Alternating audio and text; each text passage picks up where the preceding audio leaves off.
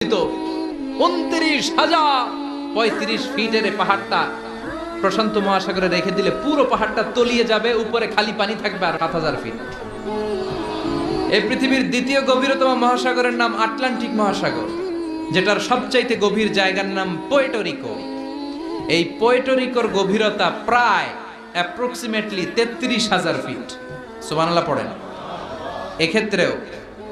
এক্ষেত্রেও পৃথিবীর সবচাইতে উঁচু পাহাড়টা মাউন্ট এভারেস্টকে আস্ত তুলে ধরে এনে আটলান্টিক মহাসাগরের সবচেয়ে গভীরতম জায়গা পোর্টো-রিকোর উপর যদি ছেড়ে দেওয়া হয়, এই আটলান্টিক সাগরও পুরো পাহাড়টা তলিয়ে যাবে, তার উপরে আরো পানি থেকে যাবে 4,000 ফিট। সুবহানাল্লাহ কইবেন না?